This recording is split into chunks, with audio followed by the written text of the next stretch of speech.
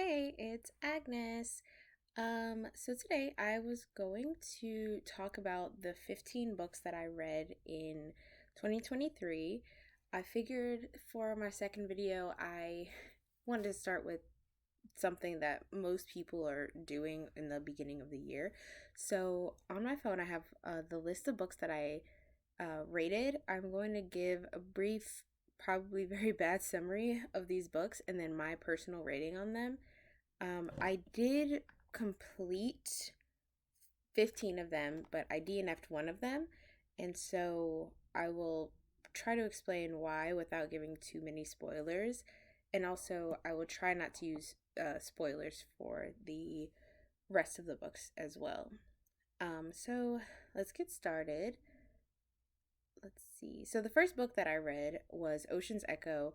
I read this book in January, and it says that I finished it on the 14th of January.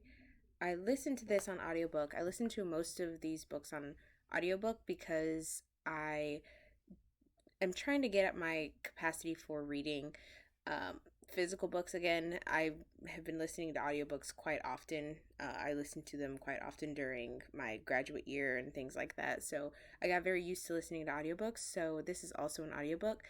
I rated it 4.5 stars because um, I really like the romance. I'm not a huge fan of romance books, and this is not a romance book. It's more of a space opera. I think that's what they call them, space opera.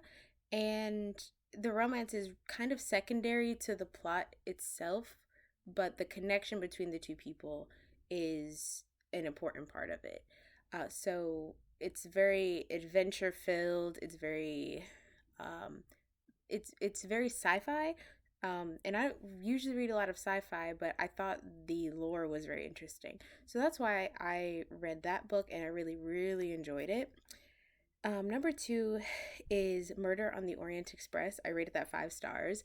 I'm not very good with reading a lot of classics. I know I said this in my first one. I don't read a lot of classics, ironically, because my two favorite books are classics, but I'm trying to read more in 2024, and I tried to start reading more of that last year as well. So I started with Murder on the Orient Express because I know that good detection novels or good detective novels are not usually that long, but they should be very interesting. And of course, I've heard plenty of good things about Murder on the Orient Express. So rated that 5 stars because it definitely was really good. And I want to read more of the pro pro. Oh God, I'm so bad with French. The detective. I don't even want to try to just to say his name, but yes. The next book that I read was Little Fires Everywhere. I rated this 4 stars because the beginning I felt was a little bit slow, but once it picked up, it really picked up and it got really, really good. And I loved the ending. Uh, and I also wish that it would have stretched the ending a little bit longer, honestly. But Celeste Ng, she's a big name around BookTube, and I can see why now. Um, Next book is book 4, Hani and Ishu's Guide to Fake Dating. I rated this 3.5 stars. This was closer to a romance. This is obviously in the title, it's a fake dating book. And I don't have a problem with fake dating. Yeah, I don't have any negative feelings towards it. I'll pick up a book that has it and I'll be able to enjoy it. Um, I don't know. This one I think maybe the romance was a little not there and then all of a sudden there for me. So I would have liked to see a little bit more build up. The next book that I have is book number 5, The Gravity of Us. I rated this 4 stars because I really liked it. I thought this book would be the kind of book that would make me cry by the end of it. I did not end up crying, but I did get very emotional. There's one plot point that I really wish would have happened. I don't know if this counts as spoilers, so I don't know if I should say it or not. But spoilers for just this small part. Um, I wish he would have gone back to New York for at least a little bit of time to see how even though things hadn't changed, he had changed as a person, and he didn't quite consider New York as the only like home that he could have had. Okay, and spoilers. Um, so that's why I rated it 4 stars, and I think that's a pretty big jump, honestly. But they mentioned BTS, so that made me very happy. Book number 6 is You Should See Me in a Crown. Oh, I feel really bad. I rated this 2.5 stars. I went in there with high expectations, but I think a lot of the problems in the book were caused by the main character rather than any outside forces. Um, I loved the relationship she had with her brother, and even the relationship she had with her love interest was really good. But I also, this isn't really reflected in the rating itself, because it's my mistake, and that has nothing to do with the book. But I thought I was going into this book, and she was asexual, but maybe I read that wrong, or maybe I read the book wrong, but I'm not quite sure. Um, but yeah, it wasn't one of my favorite books of the year. Um, Book number 7 is Paris Daillencourt is About to Crumble. I rated it 5 stars. I adore Alexis Hall. He's one of my favorite authors. I started with his book Boyfriend Material, and I have not gone back. And seriously, all of his books have made me either extremely emotional or have made me cry. Um, so yeah, uh, this is it takes place in a kind of fake version of the Great British Bake Off, and if you like the Great British Bake Off and all that stuff, it's really, oh my god, for lack of a better word, is a hoot. Um, and the book itself is about Paris Daillencourt, who is a rich boy who has very, very, very, very bad anxiety. And the whole book is about him trying to navigate relationships, um, with this extreme anxiety and the problems that not dealing with your anxiety comes with. And it's just really, the ending made me really, really emotional. And this is one of the ones I cried on. So yeah. Next one um, is Sorrowland by Rivers Solomon. I rated this 4.8 stars, but honestly, you can round it to 5 stars. There was a part near the middle that was a little too slow for me. Um, but besides that, I think the ending was extremely powerful. I love the storytelling. I think Rivers Solomon is an amazing author, and I really think they're underrated. So you should read more Rivers Solomon. I first read their book, The Deep, and that was narrated by, gosh, what's his name? One of the people from Hamilton. Um, oh God, I forgot his name. It just slipped my mind. But if you go to the audiobook for The Deep, it's beautiful. David Diggs. David Diggs, is that his name? Oh my gosh, I'm gonna search it. Yes, David Diggs. Yeah, he narrates it. It's beautiful. All right, next book. This is the Magpie Lord, book number 9, and I rated it 4.5 stars. I don't quite remember why I rated it 4.5 stars. I remember really liking it, and I really wanted to read the sequel. But I think at the time I wasn't able to, or something like that, but I don't remember. But I plan on picking up the sequel, but I rated it pretty highly. It's like a detective novel of sorts, and there's like magical realism, things like that. So yeah, I really liked it. Next one is book number 10, and yay for book number 10 because I got through 10 books. And at this point, it's September, so I apparently finished this book on September 4th. This is another Alexis Hall book. It's called The Affair of the Mysterious Letter, and I rated it 4.8 stars. The only reason I didn't rate it 5 stars was because I'm very petty, and there is, we know from the beginning of the book, so it's not much of a spoiler, but the main character, the main detective, sorceress, Shahrazad, she is dead by the end of the books, or the end of the book, because it's one of those stories that's told from the future, talking about a past, situation. So, and it's written in this kind of like editorial style. So, with that, we know that Shahrazad is dead, and I just feel so bad. So I was just like, no, I wanted her to be here. I wanted to see more adventures, but it's a standalone. So, so book number 11 is A Lady for a Duke, and this is also by Alexis Hall, and this is 5 stars. I was so emo after it. Um, I seriously love this book so much. I could not put it down. Genuinely so emotional. This was definitely one of the Alexis Hall books that made me cry. So now we get to book number 12. This is the book that I did not finish. This is Swipe Right for Murder. I was listening to it on audiobook and I DNF'd it at 58%.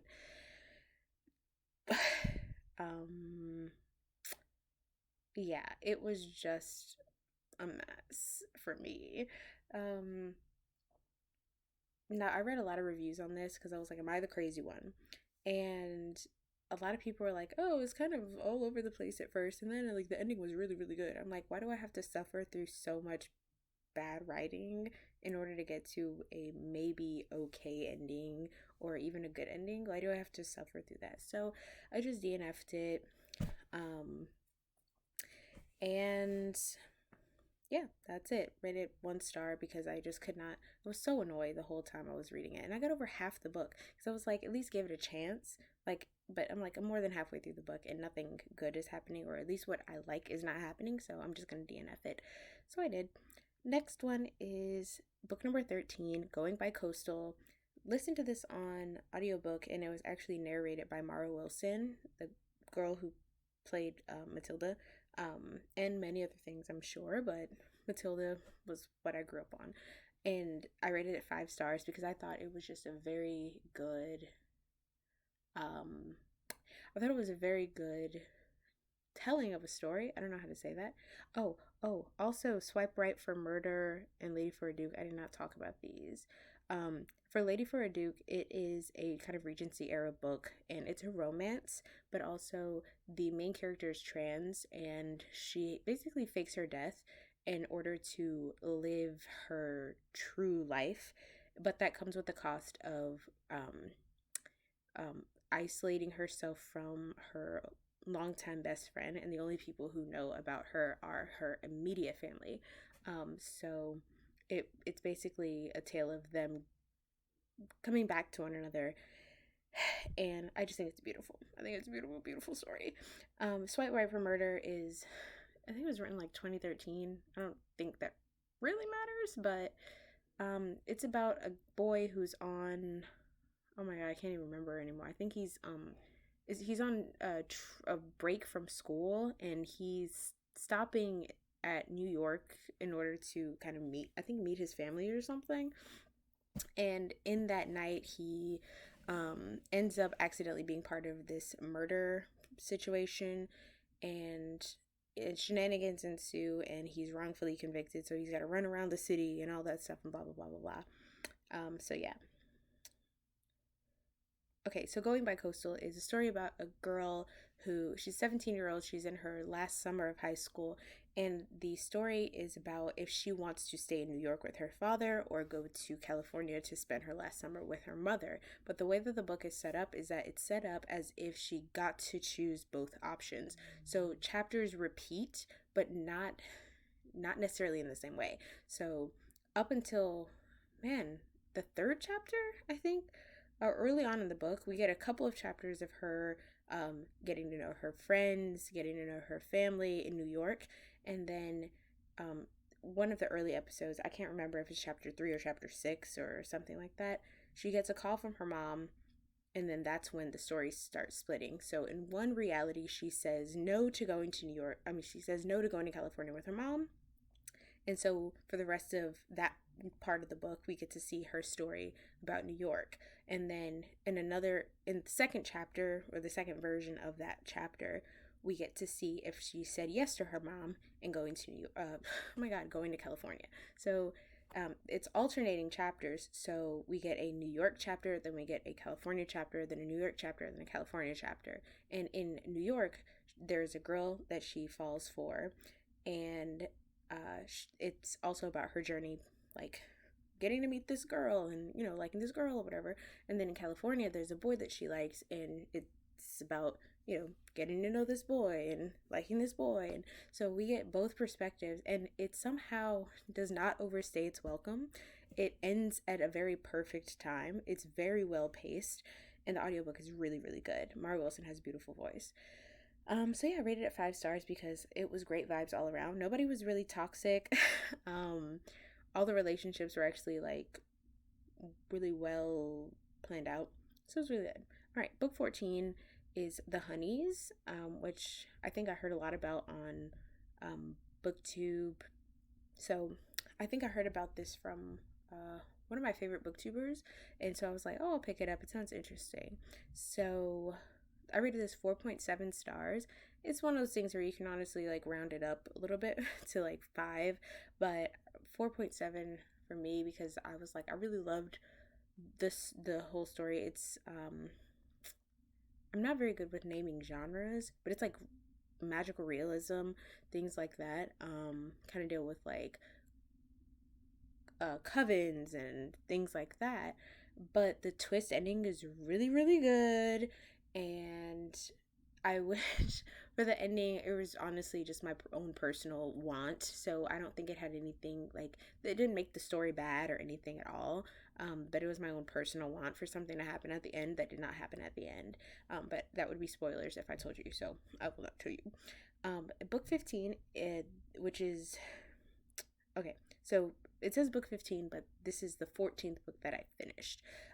Is Perfect on Paper. I rated this 4.5 stars, and this is a high school story where the main character of the book, she runs this anonymous relationship advice thing at her school, and this guy needs help getting his girlfriend back, and they basically it's basically a story of her trying to play matchmaker with him to get his girlfriend back with him. And then of course, love triangles. She's in love with her best friend, and then she starts to fall for him, and then shenanigans once again ensue. And then the final book that I actually finished was Delilah Green Doesn't Care. I rated this 3 stars, and I want to clarify that it's not because the book is bad or anything, because if you are a romance fan, you would definitely really, really, really, really love this book. But I don't usually like romance as the main part of the story. In this case, this book is literally weddings and relationships and all of that stuff. So even though I really like the romantic relationship in it, I also don't read books with like a lot of explicit smut. So I found myself skipping forward through a couple of the parts, but that wasn't the book's fault. It was just me not quite realizing just how much was in it, and that kind of made the reading experience kind of annoying for me. But if you're a romance lover and you're a queer romance lover, you will definitely love this book. I liked it. I would even listen to it again. I just think the 3 stars was because it wasn't personally my taste in style, but not because the writing wasn't good or not because the content wasn't good. I actually found myself crying. I cried at the end of it because of the familial relationship in the book, because the familial relationship is good. I think this is the second in a series, but you don't have to know anything about the first book in order to like this. So yeah. All right. I think okay, yes, that's it. So for the next video that I upload, I will be maybe talking about my TBR of this year, or maybe even the books that I'm currently reading.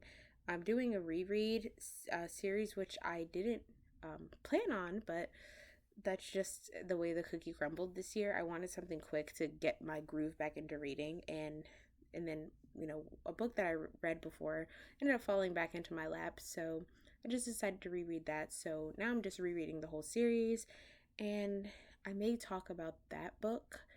But yeah, last year I rated most of the books pretty highly. I'm not very good with rating things in a low manner. I think I only rated maybe 3 books lower than 3 stars. So I mean, but I'm bad at math, so who knows? So yeah. If you liked this video, uh, thank you, and I will see you later. Bye.